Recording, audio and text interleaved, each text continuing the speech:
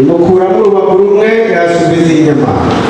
Urwo rubavu Uwiteka Imana yakuye muri uwo muntu iruhindura umugore imushyira ubuntu. Aravuga ati uyu ni ivuka ryo mu magufa yanjye n'akara ko mu mara yanjye, azitwa umugore kuko yakuwe mu mugabo. Nicyo gituma umuntu azasiga se na nyina akabana n'umugore we akaramata, bombi bakaba umubiri umwe. Hanyuma dusoreze hariya mu rwandiko rw'Abefeso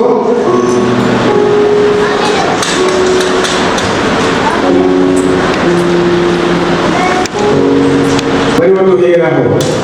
Bagore, mugandukire abagabo banyu nk'uko mugandukira umwami wacu, kuko umugabo ari we mutwe w'umugore we, kuko Kristo ari umutwe w'itorero, ari ryo mubiri we, ni nawe mukiza waryo.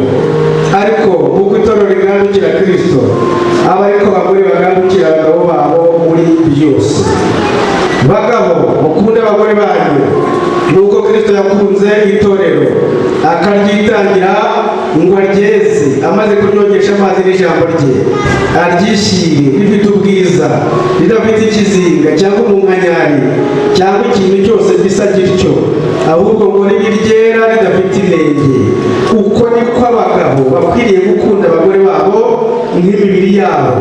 Ukunda umugore we aba yikunda, kuko nta muntu wakwanga umubiri we, ahubwo yawugaburira akawukuyakuya nk'uko Kristo abigirira itorero. Mwakire neza ijambo ry'Imana.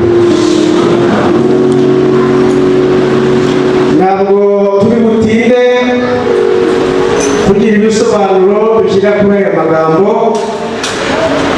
kubera ko aba bageni bacu, abahungu bacu n'abakobwa bacu, twagize igihe gihagije cyo kubaganiriza ku bihereranye n'inyigisho z'umubano, inyigisho mbonezamubano.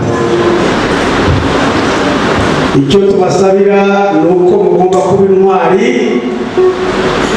namwe mugasenga Imana ikabaha imbaraga zo gushyira mu bikorwa ibyo twabigishije. Nimubishyira mu bikorwa, ingo zanyu zizaba amahoro iteka ryose. Ariko nk'uko ijambo ry'Imana ritubwiye, reka twibukiranye gatoya. Ubukwe ni igikorwa, kandi baravuga ngo ni umuhango, ubwo twaje mu muhango w'ubukwe. Ariko burya umuhango aba ari ikintu gishobora no kuzahanguka. Nubwo Imana yateganije bitari bikwiriye gukurwaho, harimo no gushinga urugo. Ntabwo Imana yigeze iteganya ko hagomba kubaho gushinga urugo ejo uzashingura. Mu masomo nize ahereranye no kubaka ingo, habamo no gushinga urugo by'agateganyo. Umuntu agasezerana haba muri leta, mu nzego za leta no mu itorero by'agateganyo. Ntabwo mfite umwanya wo kubivugaho, ariko mu by'Imana yateganije icyo nikirimo. Mu yandi mategeko biremewe ko ushobora gutandukana n'uwo mwashakanye, ariko nabwo ndagira ngo nibutse umugabo n'umugore wese uri muri iri teraniro, nanabwira abo bageni baje gusezerana, n'amategeko y'ibihugu abyemera byambuza uko gira. Nta gihugu na kimwe cyumva abantu bari barasezeranye kubana ngo kiremerere ngo bagende batandukane. Ni ukubura uko babigenza, kuko abantu bananiranye. Ariko batarananiranye, urugo ni ikintu kiba kigomba kugumaho kuzageza igihe Yesu azaza kurwimurira mu ijuru. Ibyo yarabihakanye muri Matayo igice 10, aravuga ngo icyatumye Mose yemerera abantu gutana no gusenda ngo nuko bari bafite imitima inangiye, imitima itumva, imitima itemera,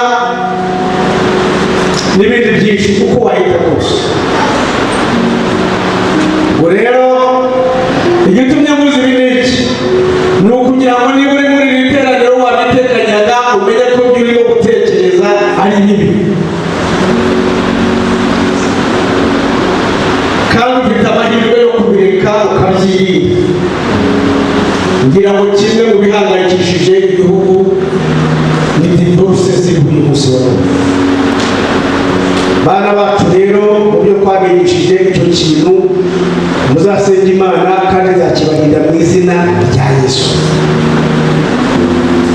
Mana rero yashyizeho ubukwe kuko yabonye ko umuntu adakwiye kuba wenyine.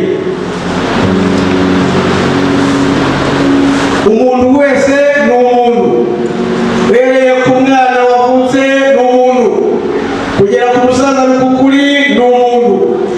Ariko ubukwe kimwe mu byiza biburanga ni uko buduhindurira amazina bukanaduhindurira amateka. Hanyuma uwari umuhungu, wari umusore akitwa umugabo, wari umukobwa cyangwa se inkumi akitwa umugore. Ibyo nta handi bibera ahangaha mu ruhame rwa benshi. Ni uko Imana yabigeneye kuva kera ikiri mu muntu, n'amategeko yayo yose y'abantu atarahawe. Ni uko Imana yabiteganyije, ni nako yabiteganyije. Kandi ni ihame ntakuka, nubwo abantu bakora ibishoboka byose ngo barikureho, ariko aho kugira ngo rirangire, Yesu azaza kujyana itorero kugira ngo ijambo rye ritagomba ukabona gato. Ni nayo mpamvu ubukwe dukorera hano mu isi bushushanya ubukwe buzabera mu ijuru.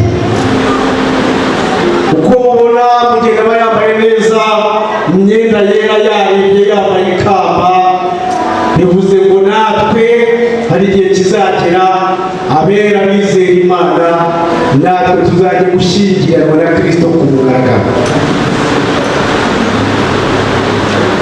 Hanyuma Imana isinziriza umuntu, amere kuri ako gusa ndashaka n'icyaha ubuticura ngo arasinzira, rangije ngo iramubaga imukuramo urubavu rumwe hasubiza inyama, ngo irangije urwo rubavu iruhinduramo umugore. Ntabwo yongeye kurema undi muntu nk'uko yaremye Adamu. Kubera iki? Kubera ko iyo iza kurema undi muntu nk'uko yatangiye umushinga wo kurema Adamu, guhuza k'umugore n'umugabo ntabwo byari gushoboka. Byari kugera igihe umugore ntiyiyumvemo umugabo, umugabo ntiyiyumvemo umugore. Ariko Imana yarebye mu bumana bwayo n'ubuhanga igira, iravuga ngo nimuze kubaga umugabo, muvanemo urubavu nirwo nimuhinduremo umugore, kugira ngo amwibonemo, kugira ngo amwiyumvemo, ajya amenya ngo uyu ni jyewe.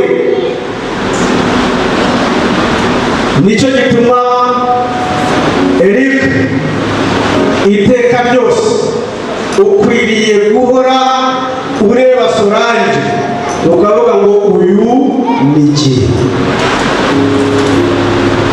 Solange ukareba Eric iteka ryose ukajya uvuga ngo uyu ni jye. Felix ukwiriye guhora ureba Rosine ukavuga ngo uyu ni jyewe. Rosine agahora areba Felix avuga ngo uyu ni jye. Ni akara ko mu mara yanjye, ni akagufwa ko mu magufwa yanjye. Mu yandi magambo, umwe ni piyese y'undi. Bivuze iki? Bivuze ngo mutarasezerana umusore aba ari igice atuzuye adashyitse, n'umukobwa ntabwo aba ashyitse kugeza igihe bahuye mu mwanya nk'uyu. Ababikora hirya y'uku twicaye gutya nta gahunda biba bifite.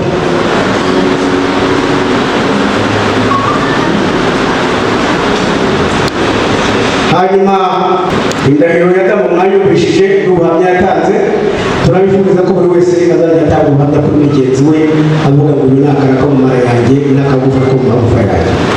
Kubahindurira izina, azitwa umugore kuko yakuwe mu mugabo. Icyitondere, Adamu mbere mu myaka yari amaze ntawe yize, ariko ntabwo yari yarigeze ari Imana ntiyamwise umugabo,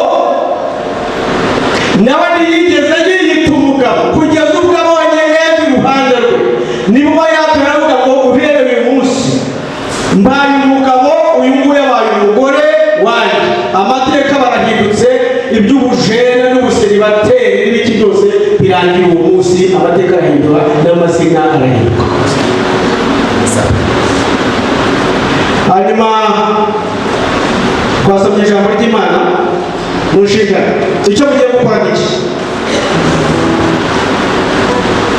Hamwe na bya bindi byose twabigishije, mwibuka nimunabyibagirwa muzajya muza tubibitse, kuko biranditse mu bitabo